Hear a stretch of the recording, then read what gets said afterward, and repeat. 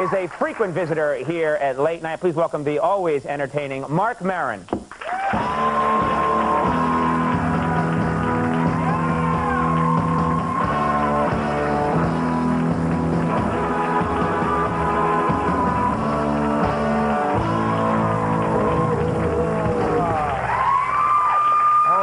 So where's Jennifer?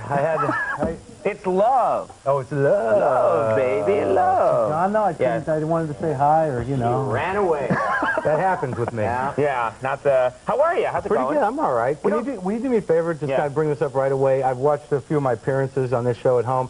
If I start slouching, say something. All right. Because every time I'm on the show, by the end, I'm like, really, Conan? That's terrific. Yeah.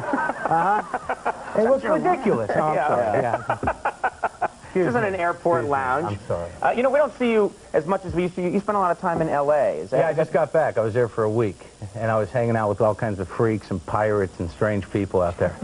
Is that L.A. people to you, freaks, strangers? Freaks, pirates, and strange people. Those are always the people I end up with. Well, do you gravitate towards those people? I don't know. I think when I was a kid, I never liked sporting guys. I was never like a Dr. J fan. I was always more of the William Burroughs, Keith Richards school. You know, I wasn't like, ooh, Mark McGuire, baseball. It was more like drugs. We're the drugs. You know, that's just the way I was. You know? I looked at drugs as a sport, I think, when I was younger. You know, you thought it was a sport? Well, you know, it's weird. When you do drugs, all your hobbies fit into a little box that goes right in your desk.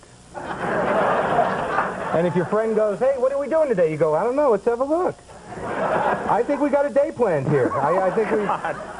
You're the worst spokesman for the youth of America I've ever met. Hey, you don't need special shoes when you do drugs, man. There are no Nike junkies. Yeah. Do you understand what I'm saying? Well, did you ever, this is a dumb question then, did you ever play any sports at all? No, I was not cut out for it. I was like, you know, even when I was in high school, I never went into a team sport thinking, you know, we're going to win. You know, it was more along the lines of, God, I hope they don't throw it to me, you know, because I'm high. You didn't like that, no. No, what can you see? You know, well, what kind of sports do you get into? What do you like to watch? You know, I can't even watch sports, you know, because no one ever geared me that way. And I realize on television there's definitely a shortage of sports that are worth covering. Have you ever watched ESPN2? It's getting threadbare. Well, no, I was watching it, and they had a miniature golf classic on. Well, I'm not sure who I feel worse for, the guys playing, the guys watching, or the commentators that have to make it interesting. What kind of... You know, these guys are sitting there going, ooh, he's at the most difficult hole. It's the windmill. You know? Look at him out there like Don Quixote, you know, and this is a tough shot right now. I wonder what he's thinking. Let me take a crack at it. Blade, space. Blade, space. Ooh, there's the shot. Oh, missed, and that's going to hurt him after that bogey in the dinosaur's mouth, you know?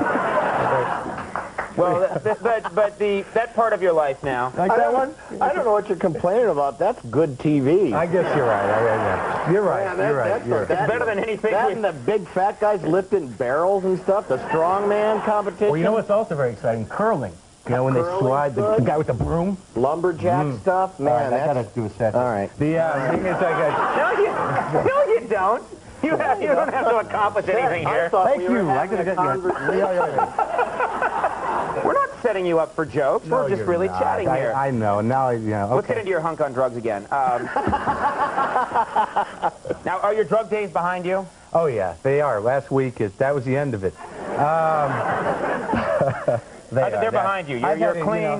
Well, I've had to give up a lot of things. You know, even recently, I had to give up something that was very close to me. I want to share with you. I had to turn my back on Ben & Jerry's ice cream. Ow, that's tough. It's sad, right? But no, don't get me wrong, I like ice cream. I can go through a pint in 10 minutes, you know, but I never commit to it right out of the gate. You know, you always do that thing where you take 2 scoops, and you're like, oh, I'll save the rest for later. And you go put it away, you sit back down and go, what am I thinking? But what happened was, I loved Ben & Jerry's. I was with them from the beginning. You know, they had integrity, they were creative, but now they're just selling it. I mean, how much stuff can you put into ice cream before you got to go, what are you kidding me? I mean, you know, when the flavors like banana ice cream with caramel, fudge chunks, cheddar goldfish, and pennies, you know, you got to... Pennies. You got to, you know, I draw the line at currency. That's all I'm saying. I'm feeling like they're taking advantage of me somehow. Well, now, what do you do? What do you do to relax? You seem like a guy always thinking of the ideas, always going, my next set, my next gig, I think people call it. What do you do when you're not working? How do you just relax? Well, like, granted, you know, I have very few hobbies. What I like to do generally is I'll rent a little porn. and spend some quality time at home with myself. You know, and is there a problem? But the thing is, I don't buy porn. You can't buy it, because if you buy it, it stacks up, you watch too much, and when you do get out of the house, people know, because you're like, yeah. Anywhere you are, you think you're in a porno movie. You know, you're sitting there, oh yeah, do it, baby, do it. And she's like, and she's standing there going, sir, you have more than 10 items? Could you go to the other? Oh, you're a bad man. What kind of porno movie are you watching? Quasimodo. Goes the distance. No, not as much. It's kind of like the orgy you had here. That's the ones I like. You know? I see. No, but I won't buy it. I don't buy porn. I rent, you know, because... Good for you. Yeah. Well, why? Because it keeps my conscience in check. You know what I mean? Because then you got to take that long walk of shame to the video store, you know? And there's the guy, the little old guy that runs my video store. I walk in, I got to walk down that aisle with him going, oh, no, not this. You know? And then I got to, like, emerge from the adult section, like, I want this one. You know? But honestly, that's not half as humiliating as to walk back 2 hours later, you know? I'm done. 2 hours? That's pretty good. We got to go, I'm afraid. We're out of time. We're out of time, my friend. Okay, man. You're hosting at the Luna Lounge in New York on Monday, November 23rd. Yeah, come on down. People should go check you out there. You disgust me, you horrify me, but you're a very funny man. Great to see you. Thank you for coming here. Marc Maron, everybody. We're right back with Kevin Brennan.